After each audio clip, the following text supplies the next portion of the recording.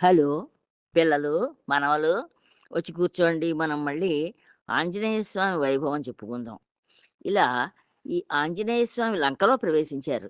లంకలో ప్రవేశించి, ఆ సింసుపా వృక్షం మించి దాని శాఖల మధ్యలోంచి ఆ తీగల్ని వాటిని తప్పించుకుని కిందకి చూశారు. చూస్తే అక్కడ సీతాదేవి దర్శనం అయిందాయనకి. ఆహ్, ఆ సీతాదేవిని ఈ రాక్షస స్త్రీలు నానా మాటలు మాట్లాడి చాలా బాధిస్తున్నారు. ఈ లోపులో రావణాసురుడు చక్కగా అలంకరించుకుని ఆయన కూడా వచ్చాడు. ఈవిడ్ని ఎలా పలకరించాలి? ఎంతో బాధపడిపోతోంది పాపం. దుమ్ము ధూళితోటి ఆవిడ చాలా ఆహ్, చిక్కిపోయి చాలా నీరసంగా అలా కనిపిస్తోంది. ఈవిడ ఎప్పుడూ బాధపడుతూనే కళ్ళంపట నీళ్లు కారుస్తూనే ఉంటోంది. ఆవిడని ఎలా పలకరించాలో ఈయనకి అర్థం కాలేదు. కానీ నెమ్మదిగా ఆయన ఏం చేశారు, ఆహ్, ఆ మదన పడుతూ ఇలా మదన పడుతున్నాడు ఈ హనుమ. అంతలో సకల దోషాకరుడైన ఆ రావణుడొచ్చాడు. వచ్చి చక్కగా కస్తూరి, చందనం, కుంకుమ ఇలాంటి పరిమళ ద్రవ్యాలన్నీ చక్కగా ఒళ్ళంతా పూసుకున్నాడు. పూసుకుని రత్నభూషణాదులు ధరించాడు. ధరించి ఆహ్, ఎక్కడ ఇంకెవరికీ అంత రాజసం ఉండదేమో! అంత రాజసంతోటి విర్రవీగుతూ దేవి ఎదురుగుండా వచ్చి ఆవిడని నానా దుర్భాషలు ఆడాడు. ఆడి ఇదంతా ఆంజనేయ స్వామి చెట్టు మించి చూస్తున్నారు. చూస్తూ అలా దుర్భాషలాడేసి ఆయన రావణాసురుడు వెళ్ళిపోయాడు. అప్పుడే రావణ్ణి మ మదం అణిగిద్దామని చెప్పి అనుకున్నాడు ఈ మారుతి. కానీ మనం వచ్చిన పని ఒకటి. రాముడు సీతాదేవి అక్కడ ఎలా ఉంది? ఆవిడ పరిస్థితి ఏమిటి చూసి రమ్మని చెప్పారు. అంతేనే కానీ అక్కడికెళ్ళి నువ్వు వాళ్ళతోటి యుద్ధం చేయమని చెప్పలేదు కదా! ఇప్పుడు వచ్చిన కార్యం కాస్త చెడిపోతుందని చెప్పి ఆయన బుద్ధిబలం కలవారు కనుక, మళ్ళీ తన బుద్ధిని ఉపయోగించుకుని ఈ ఈ కార్యం అంతా వచ్చిన కార్యం చెడిపోతుంది. వద్దు మనం ఇప్పుడు ఆయన జోలికెళ్ళకూడదనుకుని నిశ్చయించుకున్నారు. నిర్ణయించుకుని వెనక్కి తగ్గారు. తగ్గి సమయం కనిపెట్టి చెట్టు దిగారు నెమ్మదిగాను. చెట్టు దిగి సంతోషంతో సీతకు నమస్కరించారు. ఈ సీతాదేవికి నమస్కరించి, రాముని బంటును నేను. నేను రాముని బంటునమ్మా. వాయువర ప్రసాదం చేత అంజనాదేవికి పుట్టినవాడిని. నేను వాయువు యొక్క ప్రసాదం వల్ల అంటే వాయువు ఒక పండు రూపంలో ఇచ్చాడు. ఈ ఆ వీర్యతే శివవీర్యాన్ని. ఆ పండు తినడం వల్ల ఈవిడికి అంజనాదేవికి ఈ ఆంజనేయ స్వామి పుట్టాడు. అంచేత ఆయన కథ చెప్పుకున్నారు. చెప్పుకుని హనుమంతుడు అంటున్నాడు, "నన్ను మీ క్షేమం ఎరిగి రమ్మని నా స్వామి అయిన రాముడు పంపించారు. నన్ను నమ్మండి. ఇదిగో రామముద్రిక" అంటూ అందించారు. ఆయన రాముడు తన చేతినున్న రామముద్రికనిచ్చి పంపించారు ఉంగరాన్నిచ్చి. "ఇది చూపించు ఆవిడ నమ్ముతుంది నిన్ను" అని చెప్పి. ఆ రామముద్రికని అందించాడు సీతాదేవికి. ఈ రామముద్రిక ఆయన రత్నాంగుళీయక అని ఆదరంతోటి చూసింది ఈ సీతాదేవి. చూసేసరికి ఆవిడకి ఆనంద బాష్పాలు అలా కళ్ళంపట కారిపోయాయి. అంచేత అప్పుడే 10 నెలలయిపోయింది ఆవిడ భర్తను వదిలేసి ఇలాగ దిక్కు తెలియకుండా ఇక్కడ పడుంది. ఎటు వెళ్ళాలో తెలీదు. ఏం చెయ్యాలో తెలీదు. ఎవరు తనకు తెలుసున్న వాళ్ళు రావటం లేదు, చూడటం లేదు. తను ఇక్కడ ఫలానా చోట ఉందని చెప్పడానికి కూడా వార్త చెప్పడానికి కూడా ఎవరు హ్మ్. తనకి చెప్పగలిగిన వాళ్ళెవళ్ళు కనిపించటం లేదు. అలా దిక్కు తెలియని మనిషికి ఇప్పుడు ఎప్పుడైతే ఈ రామముద్రికను చూసుకుందో, చూడగానే ఆవిడకి చాలా ఆనందం అనిపించింది. అనిపించి ఆ చెక్కిళ్ళని పాపం ఆనంద బాష్పాలు ఆ చెక్కిళ్ళ మీదకి జారాయిట. బుగ్గల మీదకి. ఆ ఉంగరాన్ని అందుకొని తన హ్మ్, స శరీరానికి ఇలాగా గుండెలకి హత్తుకుందిట ఉంగరాన్ని. అది రాముడిది కదా! ఆ రాముడిని చూసినంత ఆనందం కలిగింది ఆవిడకి. ఆ పులకాంకరాలు కలిగి శరీరం ఒక్కసారి ఏదో జలధరించినట్టుగా అయిపోయిందిట ఆవిడకి పాపం. కళ్ళకద్దుకున్న మాత్రాంచేత కంపం కలిగింది. శరీరం అంతా ఒకసారి కదిలిపోయినట్లుగా అనిపించింది మొత్తం శరీరం అంతాను. ఈ ఉదరంపై చేర్చుకున్న మాత్రాన పారవస్యంలో మేను మరిచింది. ఆహ్, ఎప్పుడైతే ఇలాగా గుండెలకి హత్తుకుందో ఆ ఉంగరాన్ని, ఆవిడ పరవశించిపోయింది. ఆ రాముడే వచ్చి తనని కౌగిలించుకున్నాడా అన్నట్లుగాను. అనుకుని ఆవిడ పాపం పారవస్యంలో మునిగిపోయి, ఆనందంలో మునిగిపోయింది. ఆహ్, ఆహ్, తన భర్త తన చెంతనే ఉన్నాడనుకుని, ఆ సుఖాన్ని పొందిన్ ఏ సుఖాన్ని ఇంత క్రితం పొందిందో, ఆ మోదాన్ని, ఆ ముద్రికా యుక్తితో స్మృతి జ్ఞానంలోకి అనుభవించింది. ఇంత క్రితం ఆ రాముడు తన దగ్గరున్నప్పుడు ఎలాగ ఆనందంగా ఉండేవారో ఇద్దరూను, అలా ఆ ఆనందాన్ని తలుచుకుని మురిసిపోతోందావిడ. ఆ విధంగా తన భర్తే చెంతనున్నట్లు ప్ర ఆనందాన్ని పొంది హ్మ్. ముందర ఈయనేమో ఎదురుగుండా ఆంజనేయ స్వామి నమస్కారం చేస్తూ నిలబడున్నారు. కానీ ఈ ఈయన్ని అసలు గమనించటం లేదింక. ఆ రామముద్రికనే చూసుకుంటోంది. ఆ పాత జ్ఞాపకాలన్నీ చేసుకుంటోంది. చేసుకుని ఆ ఆనందంలో మునిగిపోయింది ఈవిడ. ఆహ్, అప్పుడు ఆ చ అప్పుడు మళ్ళీ కొంతసేపటికి ఆయన్ని చూసింది ఆంజనేయ స్వామిని చూసి, "ఇంతసేపు ఆ ఆనందంలో నిన్ను పట్టించుకోలేదు నాయనా. లోకులకు ప్రాణం ప్రాణమే కదా ముఖ్యం. ఎవరికైనా సరే ప్రాణం ఒక్కటే ముఖ్యం. ఆ ప్రాణం ఉంటేనే ఆ మనిషికి విలువ. అలాంటి నా ప్రాణాన్ని నిలిపావు నీవు. ఈ స్థితిలో ఎలాంటి ప్రత్యుపకృతి చేయగలను? నేను నీకు ప్రత్యుపకారం ఏం చేయగలుగుతాను? నా ప్రాణాలను నిలబెట్టావు నువ్వు ఈ రామముద్రికను చూపించి.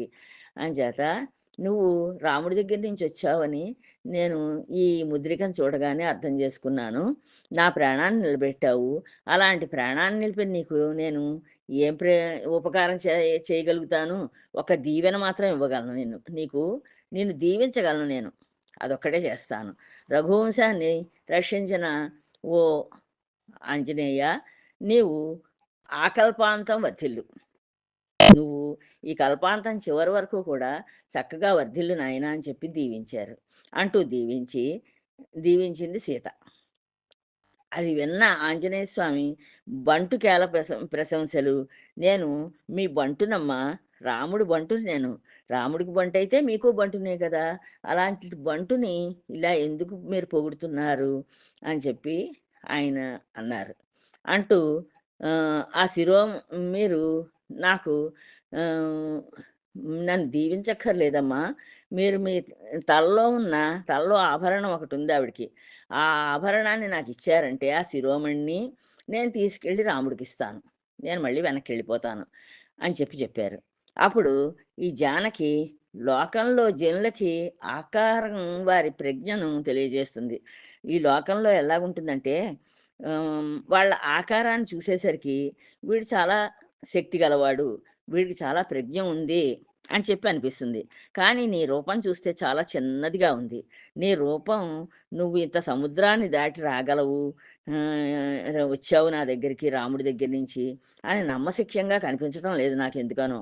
అందుకని నీ రా నీ అసలు రూపాన్ని చూపించోసారి. చూపిస్తే అప్పుడు నేను నమ్మి నీకు నా శిరోరత్నాన్నిస్తాను. అంతేనే గాని నువ్వు ఇప్పుడు అడిగితే నేను ఇచ్చేయను అని చెప్పిందావిడ. అప్పుడు ఆయనేం చేశారు, ఆయన విరాట్ స్వరూపాన్ని చూపించారు. ఆయన మొత్తం 3 లోకాలు నిండిపోయాడా అన్నంత విరాట్ స్వరూపాన్ని చూపించారట. చూపించేసరికి ఈవిడ ఆశ్చర్యపోయింది. ఏమిటి ఇంత చిన్న పిల్లి పిల్లలా ఉన్న ఆయన, ఇంత స్వరూపం గల ఆంజనేయ స్వామి ఇంత స్వరూపం అయింది అని చెప్పి ఆశ్చర్యపోయి, భయం కూడా వేసింది ఆవిడకి. భయం వేసి, "ఈ 3 లోకాలు కూడా నిండిపోయావు నాయనా నువ్వు. అంత సర్వాత్మకుడుగా ఉన్నావు. నువ్వు సామాన్యుడివని నేననుకున్నాను. కానీ నీ రూపం నాకు భయాన్ని కల్పిస్తోంది. నువ్వు నాకు హ్మ్, దయతోటి నీ సూక్ష్మ రూపాన్నే చూపించు. అంతేనే గాని ఇంత పెద్ద రూపాన్ని నేను చూడలేకుండా ఉన్నాను" అని చెప్పి మళ్ళీ వేడుకుంటుందీవిడ. సరే అని చెప్పి, "ఓ మారుతి! ఈ దుఃఖవారధి నుంచి నన్ను దాటించడానికి నా నా పాలి భాగ్యరేఖ నీ రూపంలో వచ్చింది. నేనేదో పుణ్యం కొంచెం చేసుకున్నాను ఎప్పుడోను. ఆ పుణ్యం నీ రూపంలో వచ్చింది ఇప్పుడు నా దగ్గరికి. అంచేత నన్ను ఈ దుఃఖం నుంచి దాటించు నాయనా. నా స్వామిని విడిచి ఇప్పటికి 10 నెలలయిపోయింది. ఇప్పటి వరకు ఏదోలా ప్రాణాలు నిలబెట్టుకున్నాను ఎలాగోలాగా. ఇంక ఈ పైన ఆలస్యం అయితే ఈ ప్రాణాలను నేను నిలుపుకోలేను. చాలా కష్టం అవుతుంది నాకు. అంచేత నువ్వు నా నా ఈ మాటల్ని నా విభుడికి చెప్పు. నా భర్తకి నువ్వు వెళ్ళి ఈ మాటలు చెప్పు ఇలా అంది సీతాదేవని. అని కన్నీళ్లు పెట్టుకుంది. ఆ శిరోమణిని అతని చేతిలో పెట్టింది. ఆ తలలో ఉన్న ఆభరణాన్ని తీసి ఆంజనేయ స్వామి చేతిలో పెట్టి, ఇంకా రాఘవుడాడిన మాటల్ని గుర్తు చేసింది. రామచంద్రుడు ఈవిడతోటి ఇంత క్రితం ఏం మాట్లాడారో ఆ మాటలు కూడా చెప్తాను. అవి ఆయనకు గుర్తు చెయ్యి అని చెప్పి ఆ మాటలు చెప్తున్నారు ఆవిడ సీతాదేవి. నిన్ను భార్యగా పొందడం వల్ల నేను కృతార్థుడినయ్యాను అన్నారట రాముడు. సీత, నిన్ను భార్యగా పొందాను కనుక నేను కృతార్థుడినయ్యాను. నా ఆహ్, ఆహ్, అది మానవ జన్మ కూడా చాలా దాని యొక్క గొప్పతనం కూడా పెరిగింది అని పలికిన ఆ మాటల్ని గుర్తు చెయ్యి ఆయనకి. మీరిలా అన్నారట కదా సీతాదేవి గారితోటి అని చెప్పు. నువ్వు నా చెంత లేకపోతే నాకే సుఖాలు, భోగాలు అక్కర్లేదని పలికిన ఈ అబ్ ఆశ్చర్యం కొలిపే మాటలను కూడా జ్ఞప్తికి తెచ్చుకోమను. ఈయన నువ్వొక్క క్షణం నువ్వు నా దగ్గర లేకపోతే నాకు ఏ భోగాలు, సుఖాలు అక్కర్లేదని చెప్పారట కదా మీరు అని చెప్పి ఆ మాటను కూడా గుర్తు చెయ్యి. ఎంచేత ఇప్పుడు వదిలేసప్పుడే 10 నెలలయిపోయింది. ఆయన నన్ను పట్టించుకోవటం లేదు కదా! అంచేత ఈ మాట కూడా చెప్పు. అంటే ఆవిడ దృష్టిలో ఆయన ఏ ప్రయత్నం చేయటం లేదనే అనుకుంటున్నారావిడ. నిన్ను ఎడబాసి క్షణం కూడా నేనుండలేను అని అది యుగం అవుతుంది. జగమంతా శూన్యంగా తోస్తుంది అని ఆడిన న్ నిండు మాటలను తలపునకు తెచ్చుకోమను. ఇలా కూడా మాట్లాడారు. ఆ మాటల్ని కూడా తలుచుకోమను. నీ సుగుణాల ఇన్ని అని చెప్పడం సాధ్యమా?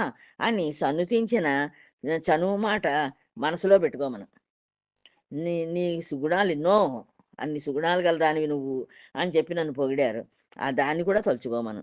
సర్వసాక్షి అయిన తానాడిన మాటలకి తానే సాక్షి. ఈయనైతే అందరికీ సర్వసాక్షి. అందరిలోనూ ఉంటాడు గదా! భగవంతుడు కనుక ఈయన రాముడు. ఆయన అందరిలోనూ ఉంటాడు. కానీ ఆయనకి ఆయనే సాక్షి. అంచేత ఆయనకి సాక్ష్యం ఇలా పైన చెప్పిన మాటలన్నీ ఆయన మాట్లాడారు అని చెప్పడానికి ఆయనకి ఆయనే సాక్షి తప్పించి ఇంకోళ్ళెవరు సాక్ష్యం ఉండరు అని చెప్పి నన్ను ఆమ్, గుర్తు చెయ్యవు నేను ఈ మాటలన్నీ గుర్తు చెయ్యి. మరేం జంకు లేదు, నువ్వేం జంకక్కర్లేదు. ఎంచేత నేనేం అబద్ధం ఆడటం నిజం చెప్తున్నాను. ఆయన మాట్లాడిన మాటలన్నీ గుర్తు చేస్తున్నాను. అంచేత నువ్వేమీ అయ్యో ఇలా చెప్తే ఏమనుకుంటారో అనుకోకు. నేను తనని నిందిస్తూ మాట్లాడానని విన్నవించు. నేను ఆయన్ని నిందిస్తూనే మాట్లాడుతున్నాను. అంటే నాకు అంత బాధగా ఉంది అని ఈ విధంగా సీత తన మనసులోని భావాలన్నీ బయటపెట్టి ఇక ఓర్చుకోలేకపోయింది. ఓర్చుకోలేకపోయి వెక్కి వెక్కి ఏడ్చేసిందిట. అప్పుడు హనుమ, అమ్మా శోకించకండి. మీరాడిన మాటలన్నీ రాముడికి తప్పక విన్నవిస్తాను.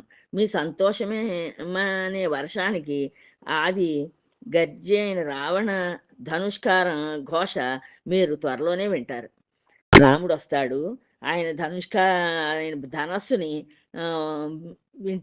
వింటినారిని లాగాడంటే అది ఎంత శబ్దాన్ని చేస్తుందో, ఆ శబ్దం అది మీరు విందురు గాని, మీరు బాధపడకండి అని చెప్పి ఈ సీతాదేవిని ఓదారుస్తున్నారు ఈ ఆంజనేయ స్వామి. ఇది నిజం, నమ్మండి నా మాట అని ఊరడించి సెలవు తీసుకుని బయలుదేరాడు. అని సీతాదేవిని ఊరడించారు. ఆవిడకి కాస్త మంచి మాటలు చెప్పి ఆయన ఆంజనేయ స్వామి ఆవిడ తలలో ఉన్న ఆ చూడామణిని తీసుకుని బయలుదేరేశారు. బయలుదేరాడే గాని ఎక్కడ చూసినా ధరాత్మజ అయిన సీతాదేవి దీనవజంద్రమే కనిపిస్తోంది. ఎటు చూసుకున్నా కూడా ఏ పక్కకి చూసినా ఈ సీతాదేవి బాధపడుతూ ఉన్న ఆ ముఖమే కనిపిస్తోంది కానీ ఆంజనేయ స్వామికి ఎక్కడా కూడా ఆయనకి సుఖంగా అనిపించటం లేదు మనస్సుకి. విచారం చుట్టుముట్టింది. ఆవిడ అలా బాధపడుతున్న ఆ ముఖం కనిపించేసరికి ఆయనకి చాలా విచారం వచ్చేసింది. మనసు నిండా బాధ కలిగింది. వెంటనే క్రోధం పెల్లుబికింది. ఆయనకి ఇంక విపరీతమైన కోపం కూడా వచ్చేసింది. తన బాహుబలాన్ని ఒకసారి ప్రకటించాలని చెప్పి వెళ్ళటానికి మనస్సు ఒప్పడం లేదు. అయ్యి ఆయన ఆయన భుజాలకి చాలా శక్తి ఉంది కదా! ఆ శక్తి ఒకసారి రావణాసురుడికి చూపించి వెళ్ళాలి. అంతేనే కానీ ముందు వెళ్ళిపోవడానికి నాకు మనసు ఒప్పటం లేదు. ఈ సీతాదేవిని ఇన్ని బాధలు పెడుతున్నారు వీళ్ళు అని చెప్పి ఆయన నిశ్చయించుకున్నాడు.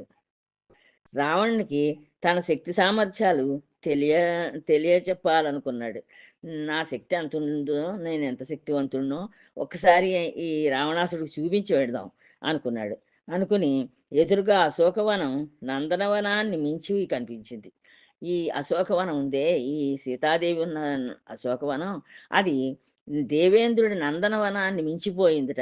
అంత గొప్పగా ఉందిట అశోకవనం. ఈ దశకంఠుని వైభవశ్రీ అంతా అందులో గోచరించింది. ఈ దశకంఠుడి యొక్క వైభవాలన్నీ కూడా ఆ నందనవనాన్ని పోలిన అశోకవనాన్ని చూస్తే అర్థమవుతోందిట. అంత గొప్పగా ఉందన్నమాట. ముందు దాన్ని మట్టుబెట్టాలనుకున్నాడు. ముందు దీన్ని పాడు చేసేస్తే ఆయనకి చాలా ఇష్టంగా పెంచుకుంటున్నాడు ఈ అశోకవనాన్ని. ఈ వనాన్ని కనుక నేను పాడు చేసేసానంటే, నేను ఆ దశకంఠుడిని చూడొచ్చును. ఆయన బాధపడాలి. సీతాదేవిని బాధపెడుతున్నాడు కనుక ఆయన్ని కూడా నేను బాధపెట్టాలి అని చెప్పి అనుకుని, నా శక్తిని కూడా నేను చూపించాలి అనుకుని, ఆయన అశోకవనంలోకి ప్రవేశించాడు. ముందు దాన్ని మట్టుబెట్టాలనుకున్నాడు. అతనిలో కపి స్వభావం హెచ్చుమీరింది. ఆ కోతి స్వభావం చాలా పెరిగిపోయింది ఆయనలోను. పెరిగిపోయి అంతే ఒక్కసారి విజృంభించాడు. విజృంభించి కొమ్మల్ని కూల్చేశాడు. కొమ్మలన్నీ విరక్కొట్టేశాడు అశోకవనంలోవి. మొగ్గలను తుంచేశాడు. పువ్వుల్ని నలిపేశాడు. ఫలాలను రాల్చేశాడు. పళ్ళన్నీ కిందకి పారేసేశాడు. వనపాలకులను గెలిచాడు. అక్కడ ఆ అశోకవనాన్ని కాపలా కాసేవాళ్ళుంటారు. వాళ్ళని చితక్కొట్టేశాడు శుభ్రంగాను. కిలకిలా నవ్వుతూ కింకర్ల పొంకు అణిగించాడు. ఆహ్, చక్కగా కిలకిలా నవ్వుతున్నాడిప్పుడు. నవ్వుతూ అక్కడ ఉన్న రాక్షసులందరి ని కూడా చితక్కొట్టి పారేశాడు. హనుమ సృష్టించిన బీభత్సాన్ని ఈ వనపాలకుల ద్వారా తెలుసుకున్నాడు రావణుడు. ఈ రావణాసురుడికి ఈ వ ఈ వనాన్ని కాపలా కాసే వాళ్ళున్నారు కదా! వాళ్ళు ఈయన చేత దెబ్బలు తిని రావణాసురుడికి వెళ్లి చెప్పారు. ఏదో ఒక కోతొచ్చింది. అది చాలా బీభత్సం సృష్టించి ఆ వనమంతా పాడు చేసేసింది. ఇంకా అసలు వనంలో ఒక్క చెట్టు కూడా లేకుండా అన్ని కొమ్మలన్నీ విరక్కొట్టి పారేసిందని చెప్పి ఇవన్నీ చెప్పారు. చెప్పేసరికి ఆయనేం చేశాడు, ఈ రావణాసురుడు తన కొడుకైన ఇంద్రజిత్తుని పంపించాడు. ఇంద్రజిత్తుని కేకేసి, "నాయనా నువ్వెళ్ళి అసలు ఎవరు? ఏమిటి? ఎందుకలా చేస్తున్నాడో కనుక్కొని రా, చూసిరా" అని చెప్పి పంపించాడు. మేఘనాథుడు ఆయన కొడుకు పేరు.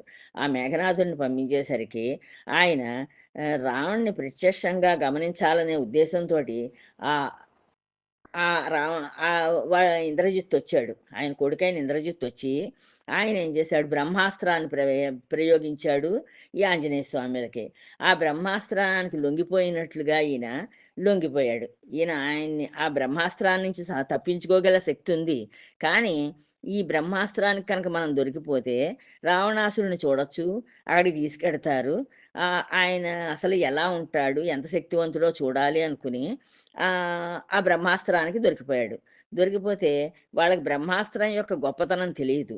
తెలియక తాళ్ళతోటి కూడా బంధించారు. ఎప్పుడైతే తాళ్ళతోటి బంధించారో బ్రహ్మాస్త్రం చిన్నబుచ్చుకుని దాని యొక్క శక్తిని వదిలేసింది. కానీ ఈయన మాత్రం దానికి కట్టుబడ్డట్టుగానే అలాగా నటిస్తూ అలా ఉండిపోయాడు. అప్పుడు ఈ ఈ హనుమని వాళ్ళ తాళ్ళతోటి బంధించి రావణాసురుడి సభలోకి తీసుకెళ్లారు. తీసుకెడితే అతని తామశ్చర్యకు బ్రహ్మాస్త్రం విఫలమైపోయింది. నిలబెట్టారు. అద్భుత రూప ధైర్య కాంతి ధృతులతో వెలిగిపోతూ స్ఫాటికరత్న సింహాసనం మీదున్న రావణుడు హనుమని చూశాడు. ఈ చక్కటి సింహాసనం మీద కూర్చునున్నాడు ఈ రావణాసురుడు. ఆ రావణాసురుడు ఈ హనుమని చూశాడు. ఇలా తీసుకొస్తూ ఉంటేను. అంతే ఒకసారి ఉలిక్కిపడ్డాటాయన రావణాసురుడు. ఎందుకు ఈయన అప్రయత్నంగానే పలవరించినట్లు కిమేష భగవన్నాంది భవేత్ ది సాక్షాద్దిహాగతః. ఏమి ఇతడు సాక్షాత్తు ఇచ్చటకు వచ్చిన భగవంతుడగు నందీశ్వరుడు కాదు కదా అనుకున్నట్ట ఆయన నోటంపట, ఈ నందీశ్వరుడా ఏమిటి అని చెప్పి పైకి ఆయన వేసేట.